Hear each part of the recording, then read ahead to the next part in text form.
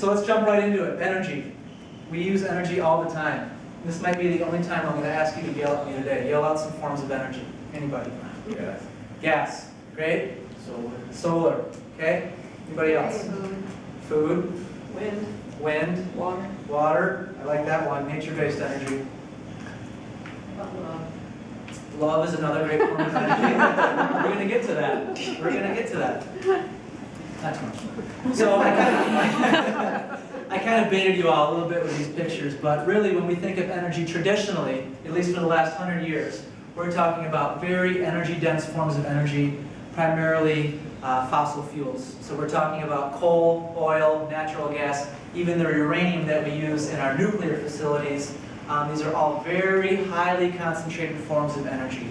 When we started using these energies, and a way to think about this is for a long time, for about 10,000 years, humans, we used alternative energy. We used the sunlight. We used bioenergy, things like wood, to heat our houses. And it's really only in the last 100, 150 years that we switched to these fossil fuels, these sort of highly concentrated forms of energy.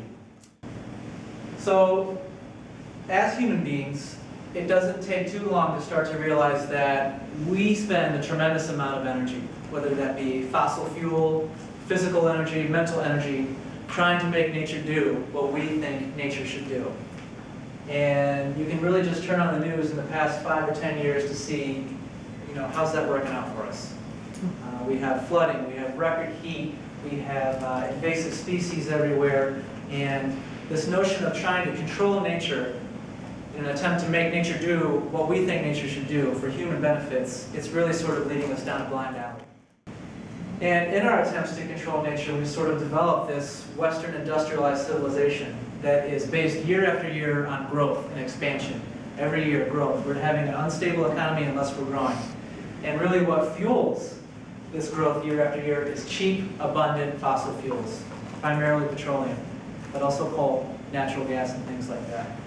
Year after year, this is the way that we've been going. So what I'm going to ask you to do today is really to start to open our minds a little bit and start to think about redefining our relationship with energy. Because as I asked you earlier about different forms of energy, we heard some good ones like water and love. But there's also some other forms of energy that are intersecting us every day that we live here on Earth. Natural forms of energy like the wind and sun and waves and geological and seismic and even interstellar energies coming from other galaxies, other planets, other stars that we might not be aware of, but they're affecting us and they're leaving their mark here on Earth. And a lot of times these energies, they leave their mark in the form of patterns. And good permaculturists, we like patterns. Because again, we're going to take that first step. We're going to take a step back and we're going to observe nature for a while. And when we can start to see these patterns that these forms of energy are leaving on the Earth, well then we've got a little bit of knowledge. We've got some knowledge to realize how the Earth systems are really working. And when we can start to implement these patterns in our own design for our own civilization, well then we're really onto something. Because very rarely in nature do you see a straight line like humans like to make, like these desks are made, these walls are made. You're not going to find that in nature too often. I really want to make a shirt that says, nature likes them curvy. I think it would sell really well, because nature does like them curvy. But spirals and circles, those are the forms that nature leaves. And as humans, again, we spend a tremendous amount of fossil fuels trying to make nature straight and rigid, and it's not working out for us anymore.